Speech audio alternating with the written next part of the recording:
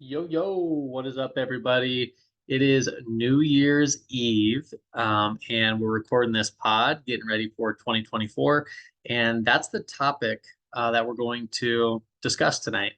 And basically, we want to go ahead and get you guys prepared for a successful 2024. And February 15th, if you don't know this, and this is actually something that I just learned not long ago, is widely known in the fitness space as Quitter's Day. A lot of people have this, they ride the motivational wave of January, and it keeps them motivated for a little while. And then it's around that February 15th mark. So that's about the 45-day mark where the gyms really start to become empty, like a ghost town. People start to give up on their goals, the things that they said that they were going to do in 2024. So we're going to help you guys not become a statistic and go ahead and power through this thing. Choose goals that are reasonable for your lifestyle and how to stick with it, basically. Okay, so there's five things that I want to discuss with you. And the first thing is just setting a realistic goal. So now, for myself, what I did instead of setting a goal, what I actually did was I set a mantra for myself. And I've shared this with you guys 75 by 12. That is 75% of the time that we spend with our kids is over by the age of 12. And that's just going to remind me to set my phone down and be, a little bit more present in the moment with my family and my friends, and not be so much on my phone, which that's going well right now. I actually just got my screen report, and I am 14% down from what I was last week. So I'm inching towards that goal. I don't really have a number in mind, but all I know is I want to be more intentional. Okay. So when you guys are setting your goals or your mantra, just make sure that you're setting them with realistic expectations. A lot of times people will say, well, I really want to go to the gym 5 days a week. Okay. When they haven't really taken a good hard look at what 5 days a week actually will look like in their real life. And when they don't attain 5 days, they're going to be like, oh, they're going to feel like a failure. Right. And then when you start to feel like a failure, you're just like, oh, I'm just going to give up anyway. Right. So instead of biting off more than you can chew, okay, AKA 5 days a week, strength training, set the bar at three. Okay, set the bar at 3 days of strength training, and just stick with it because you are much more capable of sticking with 3 days a week in the long run than you are five. Um, that's for most of us. Most of us are busy adults and we have other obligations other than just being able to strength train and get our bodies moving. So we're going to have our other things that we devote our time to.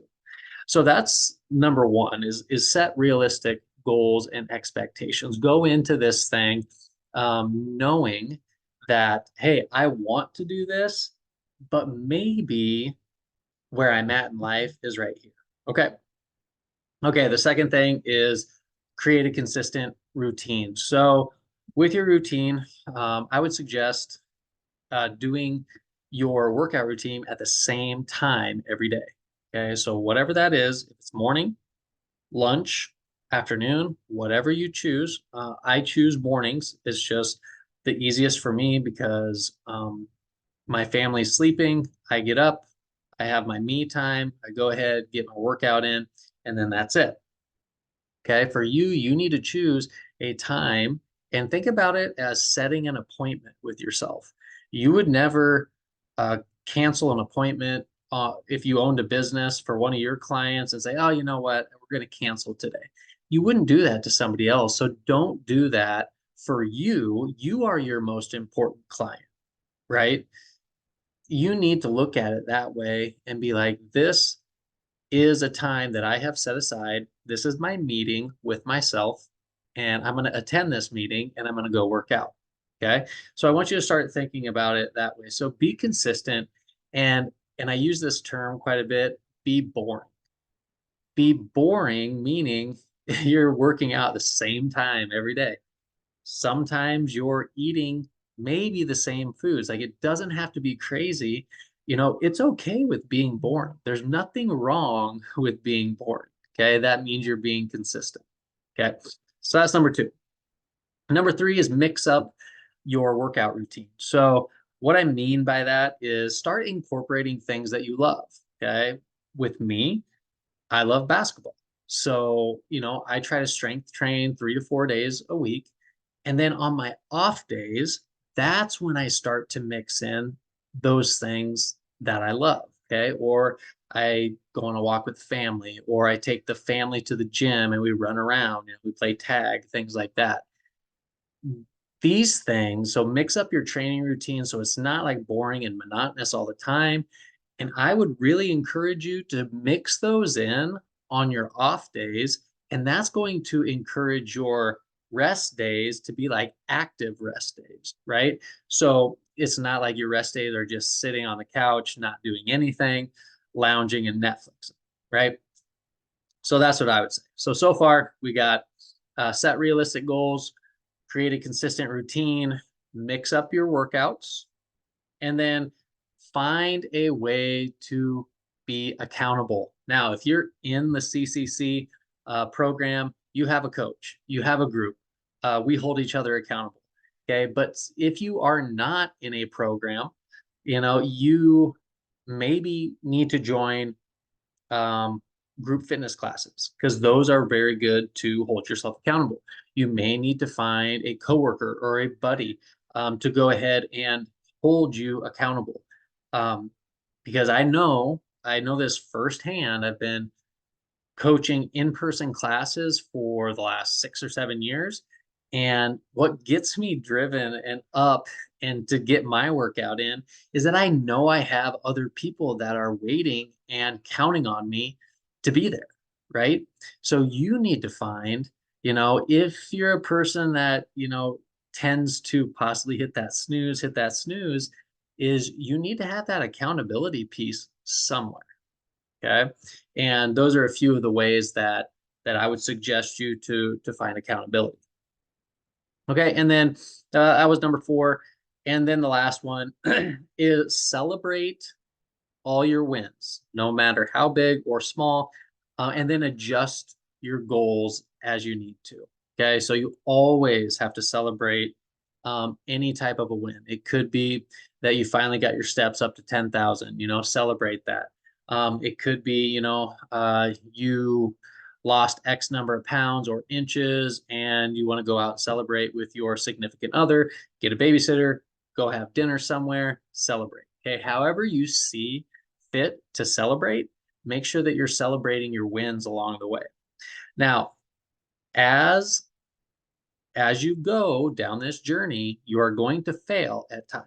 Okay. This is where adjusting needs to take place. A lot of times when you're going down the health journey and all of a sudden something happens where you're just like, oh, I can't do this. Well, you can't do the plan as it's set in front of you, right? You have to adjust the plan so you can move forward. You don't just say, oh, this is hard. I can't do it. No, you need to adjust your expectations and say, the plan's just not right for me. Let's adjust the plan and let's continue to chip away and move forward.